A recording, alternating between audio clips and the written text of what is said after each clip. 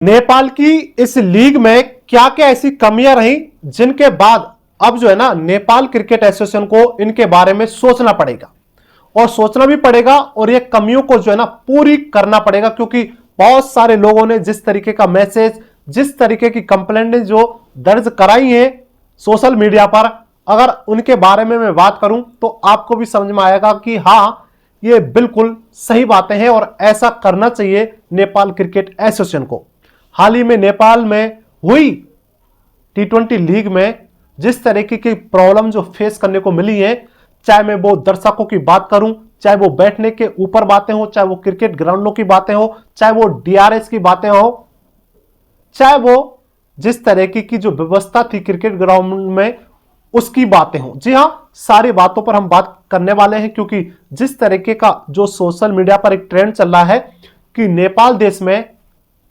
अब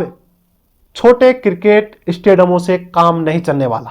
क्योंकि अब नेपाल की जो जनसंख्या है, अब नेपाल के लोग हैं वो क्रिकेट में बहुत ज्यादा इंटरेस्टेड है और सबको अब जो है ना लाइव मैच देखने का बड़ा शौक है और हर कोई लाइव मैच देखना चाहता है। मगर इस नेपाल की लीग में NPL में ऐसा नहीं हुआ। जो शौक था बहुत सारे लोगों का अधूरा रह गया और वही अधूरा रह गया। उन्हीं लोगों ने कंप्लेंट की है कि देखो जी,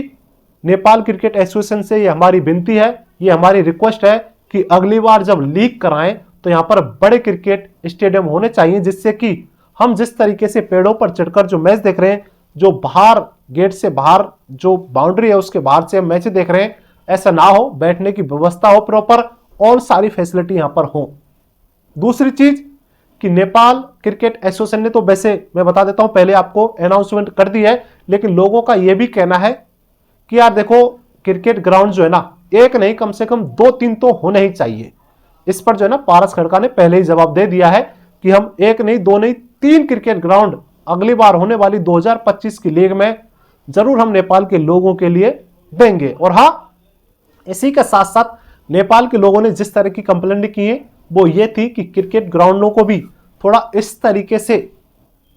थोड़ा मैपिंग की जाए, जिससे कि जितने भी लोग आए यहां पर आराम से शांति से मैच देख सकें। जिस तरीके से खचाखच जो यहां पर जो लोग रहते हैं देखने के लिए, शायद उनको जो है ना थोड़ी प्रॉब्लम हुई है। कई सारी वीडियो भी क्रिकेट ग्राउंड से आपने देखी होंगी, वायरल भी हुई है कि एक दूसरे के साथ थोड़ी सी जो है ना फैंस में मोमेंट हो जाता है और उस मोमेंट में जो है ना फिर आपको भी पता है कि जितनी भी सिक्योरिटी लगी रहती है और अगर बीच में अगर कुछ मोमेंट हो जाए तो जाने में भी बहुत ज्यादा प्रॉब्लम हो जाती है। सो उस हिसाब से क्रिकेट स्टेडियमों को बनाया जाए जिससे कि ना तो सिक्योरिटी में प्रॉब्लम आए और ना ही